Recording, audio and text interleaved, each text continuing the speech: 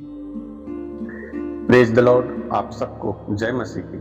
हमारा परमेश्वर पवित्र है और चाहता है कि हम भी पवित्र बने, और इसके लिए हम कोशिश भी करते हैं, पर हमसे कुछ न कुछ गलतियां हो ही जाता है, जिसके कारण हमारे जीवन में कई बार निराशा और अशांति आ जाता है। ये बार बार गलतियां अर्थात पाप हमारे हृदय में परमेश्वर के वचन के ना होने के कारण से होता है। इसलिए परमेश्वर चाहता है कि हम उसका ज्ञान रखें। तो परमेश्वर के प्रिय लोगों, आइए हम परमेश्वर के जीवित वचन से कुछ बातों को सीखें, जिससे हम पाप करने से बच पाएंगे।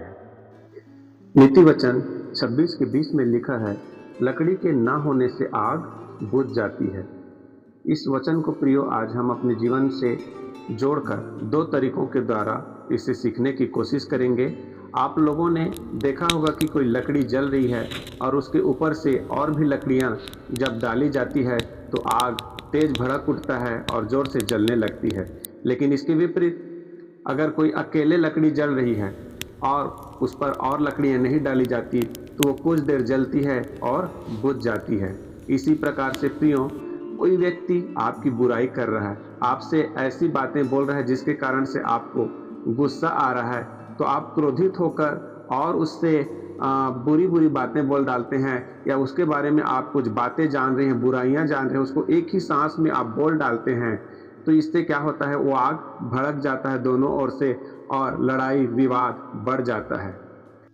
विवाद खत्म होने के बाद आप महसूस करेंगे कि आपके हृदय की शांति खो गई है। आपके मन में कई तरह के सवाल गूंजते रहेंगे।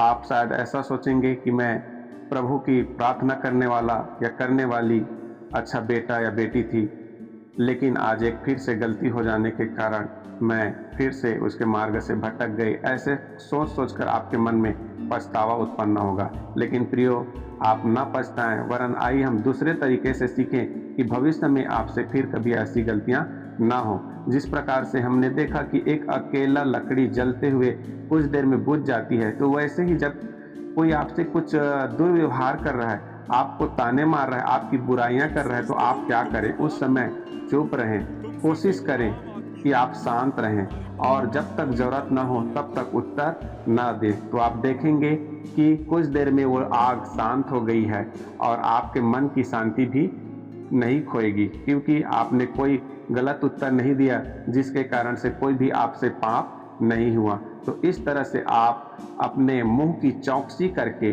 पाप करने से बच सकते हैं। जैसे नीति वचन 13:3 में लिखा है, जो अपने मुंह की चौकसी करता है वह अपने प्राण की रक्षा करता है, परंतु जो गाल बजाता है उसका विनाश हो जाता है। तो प्रियो, कहने का मतलब है कि जब भी इस तरह की बातें होती है जिसके कारण आपको गुस्सा या क्रोध आ रहा है, क्योंकि हमको प्रतिदिन अपने परिवार के लोगों से बातचीत करना पड़ता है, अपने पड़ोसी, अपने मित्रों या कलीसिया के लोगों से बातें करना पड़ता है, और कभी कभी ऐसा होता है कि उनकी बातें हमारे हृदय को ठेस पहुंचाती है, और जब हमें गुस्सा आता है तो हम भी उनको ताने मारने लगते हैं या ऐसी बातें बोल देते हैं जिसके कारण से कुछ देर के लिए विवाद उत्पन्न हो जाता है। तो ऐसे विवादों के कारण हमारे मन की शांति खो जाती है और हमसे कई बार अपने मुंह के कारण पाप हो जाता है। तो इन बातों से बचने के लिए आप क्या करें? इस वचन को हमेशा क्या रखें, याद रखें, जो हमने नीति वचन 26 के 20 में पढ़ा कि लकड़ी के ना होने से आग बुझती है।